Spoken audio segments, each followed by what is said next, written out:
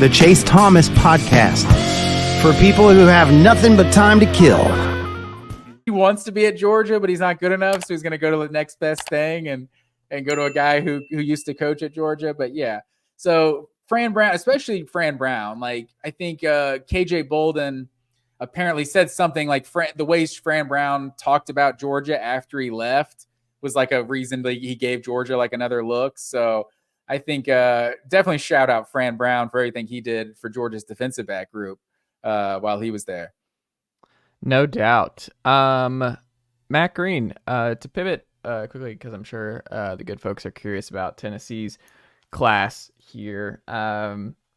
Overall, like the Tennessee Ball Sports guys, we were talking about it over text and stuff.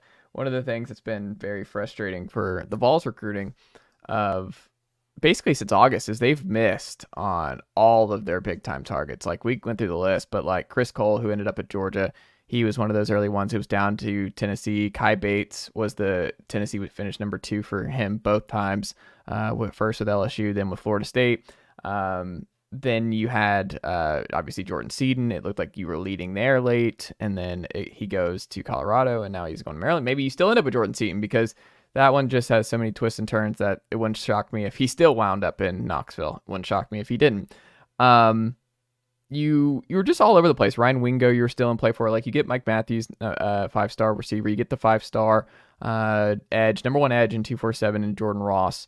Probably helped by James Pierce becoming an absolute dog this past year for Tennessee and breaking out on that side. So that's a big recruiting win to go into Alabama and pull that kid from Vestavia Hills with the amount that Auburn and Alabama pulled.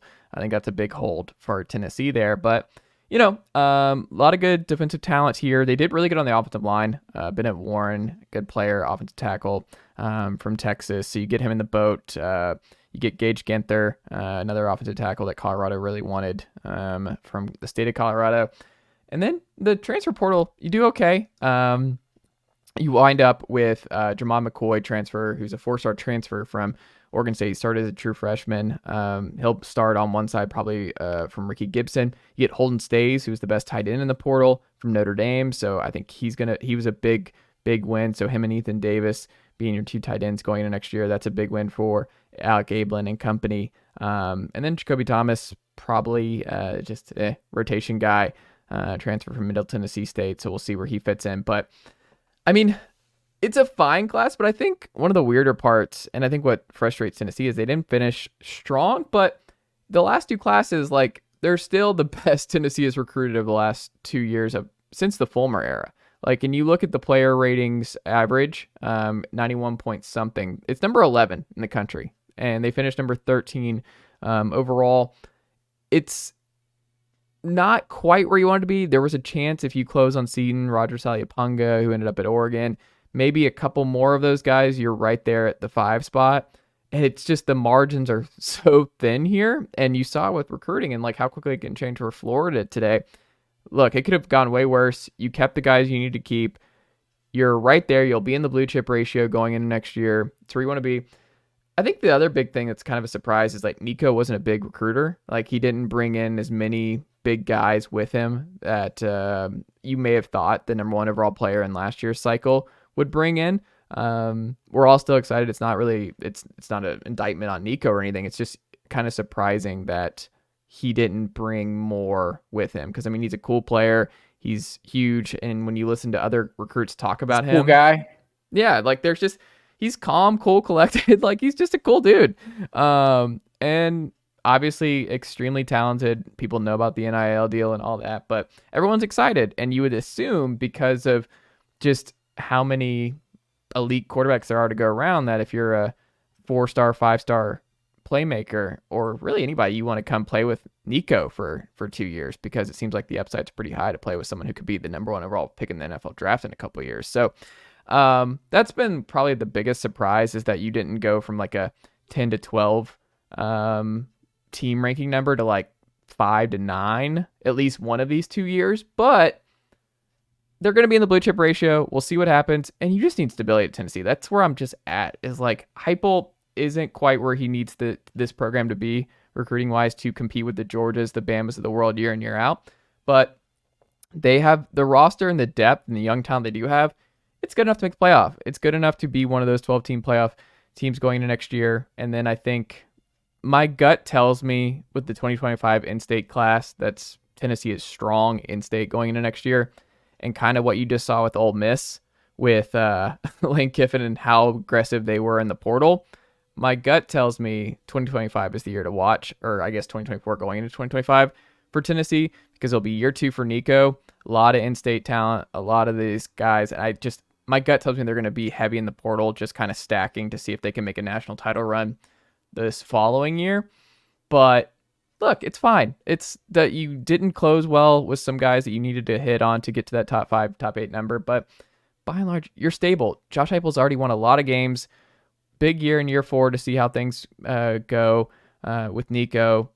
What happens to recruiting next year if Nico balls out and players see Nico being a Heisman type guy right away? What kind of effect does that have? My guess is that would be a nice help. But look, it's fine. Like, it's really hard. Recruiting right now, especially in the SEC, is a bloodbath. And I also think, sneakily, Auburn being back really hurt Tennessee, because some of those guys you just think Tennessee would have been more in play for, and Oklahoma getting right hurt Tennessee, and Mizzou kind of getting right hurt Tennessee in a way. So certain programs that they've won recruiting battles with the last couple of years, it's just harder to win because, I mean, Auburn being the big winner here, being back and recruiting on an onslaught this year. Yeah, Auburn, this was their first top 10 class since 2020. So it's been a few years since Auburn's been up there. And Miami finishing number 3. This was their first top 5 class since 2008. So like Miami, that's just a total wild card being thrown in there. But the biggest thing when I look at Tennessee's recruiting is they had the 13th ranked recruiting class, right? Penn State had the 14th ranked recruiting class, and it's the 3rd ranked recruiting class in the conference, now with Oregon being in the Big Ten. Clemson had the 12th ranked recruiting class in the country, and it's the 3rd ranked class in the ACC. Tennessee, right in between both of those teams, signing essentially the same class as Penn State and Clemson. They're the 7th best class in the SEC, with Oklahoma and Texas coming in now. And that's just, damn, it's tough. It's tough to win when you have basically a middle of the road roster in the SEC. As good as 13th in the country is, that's what it is in the SEC. That can be average when it comes down to it on Saturdays. That's why you have to kill it in the portal, and you can't do it every year, right? Like, you can do 12th, 13th, whatever this year. You need to be at the 7th, 8th next year, and then you can fall. You know what I mean? Like, you can't live in that zone every year. There's no reason. Yeah, there's no reason Tennessee can't be in that teetering on top 5 classes. Like, they're a big time program, and they have the big time NIL to go with it. And Josh Heupel is, a proven offensive mind. But yeah, I think this year is definitely big. This upcoming 2024 and the 2025 recruiting class will definitely be big to keep the momentum going.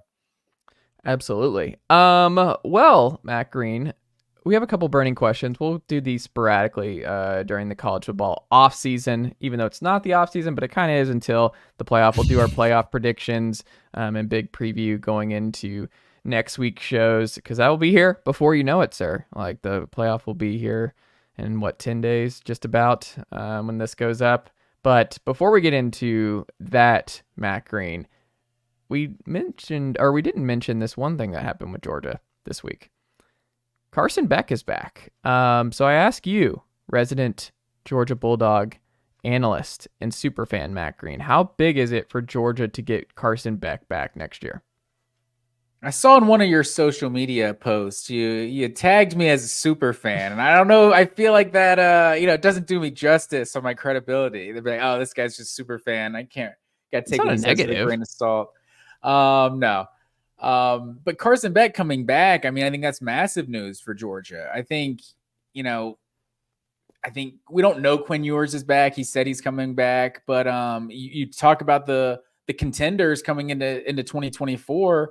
Like, Georgia's going to have as good of quarterback as anyone in college football. Like, this guy's a potential number 1 pick in the 2025 NFL draft. So, yeah, I mean, I think it's massive. A second year starting, like, you're seeing Georgia making some moves in the portal to get even better playmakers. Obviously, they're not going to have a Brock Bowers on the team next year. So it's hard to say their playmakers will be as good without a 3-time All-American. But, I mean, I think with Carson Beck back, I mean, just that has to just be one less thing to worry about, that you feel like Georgia's floor is going to be very, very high when you're not really worried about the quarterback position.